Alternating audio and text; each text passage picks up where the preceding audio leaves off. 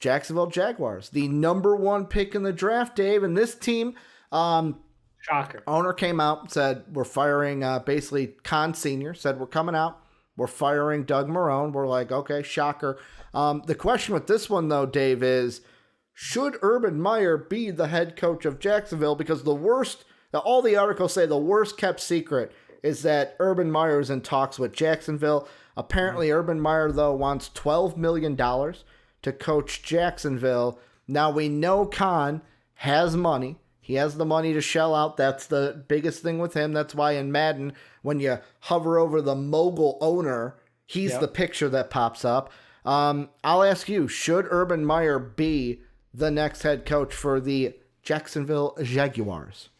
Now, the line of thinking that I can tell from that is basically we are a young team, and we want to hire someone who has a lot of experience working with young talent at a high level. Urban Meyer was a wonderful head coach in college for decades, and I think, he's got a reputation, so the money comes with it, and I understand that. He's been out of the coaching game, but not removed from the game itself because he stayed commenting, stayed in touch with lots of other coaches around the league, so it's not like his football mind is gone or anything. He's not overly over the hill or anything. So I get the move. It's an attractive name. And I mean, the whole thing is going to be, great. You're going to get college guys who are going to love this guy, worship him, respect his word. But what about the vets on the team? Are they going to take to the college-like culture? And again, we saw the pushback from the Pete Carroll crowd when he went to Seattle. A lot of the veterans on the team did not like the style, the talk them up, the follow the strict rules, the treating adults like children at times. It could come across as. So we got to see what kind of a leader Urban Meyer is, grown-ass men.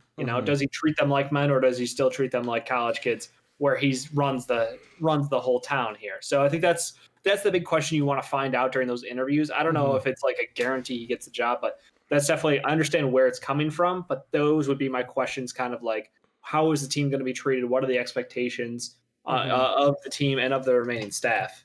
I mean, that's a good point. I didn't even think about the Pete Carroll when he came into Seattle, how there was that kind of like that little bit of a rough patch before it was like, boom, the Legion of Boom and everything. Quickly, but I mean, it did take a minute.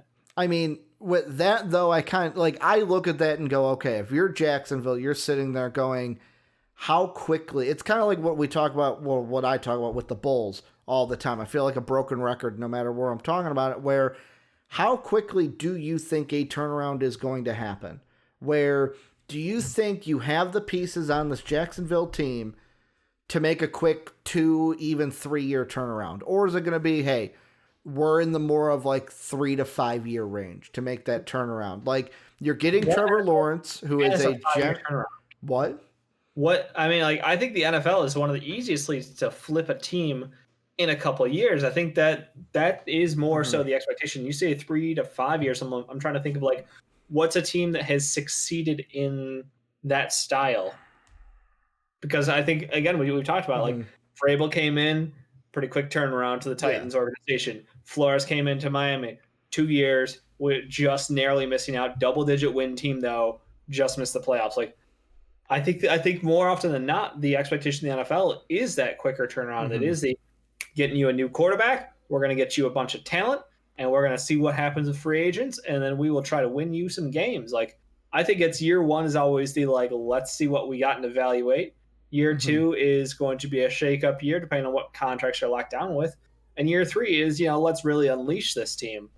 And that's why I'm curious. When you say like a 5 year turn, that gives me fear, because I'm like, I don't know any team that takes 5 years, if done right, is you've done something wrong. So I'm looking at it this way, and it's like, yet again, like maybe the Colts were a bad example because Andrew Luck, they were a weird team of like Peyton got injured. Yeah. And then it was like, okay, we're tanking for Andrew Luck. Andrew Luck was in the playoffs his first year with Bruce Arians. Like, and yet again, I'm just throwing out like 3 to 5. I'm not saying it would take 5 years.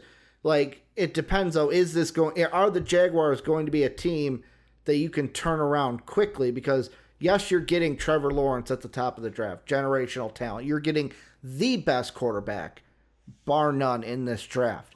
You do have, to me, good wide receivers out there. Like I said in my mock draft, I liked what Robinson, maybe it's because he was on my fantasy team, but I liked what Robinson, the running back, was able to do this year.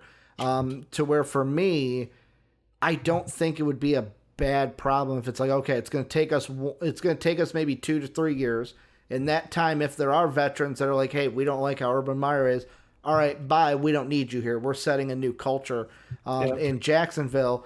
And the thing I got to look up really quick is Tom Coughlin. Did he walk away from the team, or is he still with the Jacksonville Jaguars? I do not know. He is no longer in the front office. Okay. I had to double check, because if he was, I could be like, duh, this is a no-brainer. Because Tom Coughlin was also a guy where it was like, this is the culture. This is what it is. And I feel like I'm going to bring in Deshaun Watson a little bit here from Houston. If you're worried about Urban Meyer coming in and clashing with older veterans, yep, all that matters is Urban Meyer going to set up the culture you want? Because one of Deshaun Watson's biggest comments about the coaching search is when he was asked, like, who do you want them to bring in? He was just like, we need a culture change. Because I know with them, it's Bill O'Brien set up the culture there, and you got to fix everything. But It's like, I think Jacksonville's the same way, where it's like, it might not be as bad as Houston, but you need a guy to come in and structurally say, this is what's expected of you. This is our culture. This is it. Because I know this year we ragged on the Patriots for being not so good. Yep. But I also look at it and go, look at how good the Patriots have been with Tom Brady. And if Trevor Lawrence can be anywhere near the GOAT, even if he's a step down from the GOAT, like, you set a culture, you have one of the best quarterbacks in the league, best young quarterbacks who could turn into one of the best quarterbacks in the league. That's a good head start. You know what's weird? And crucify me for this, but Trevor Lawrence had a phenomenal freshman year of college. Yeah. Good sophomore year. And he's had a passable junior year. Are we setting ourselves up for disappointment with Trevor Lawrence being the savior of the Jaguars? I would say no, only because, like, this year was different. It's just that I'm disappointed in the way that it ended for Clemson. I mean, going out with a fizzle. So Jake says Burrow greater than Lawrence. Like, you could say that.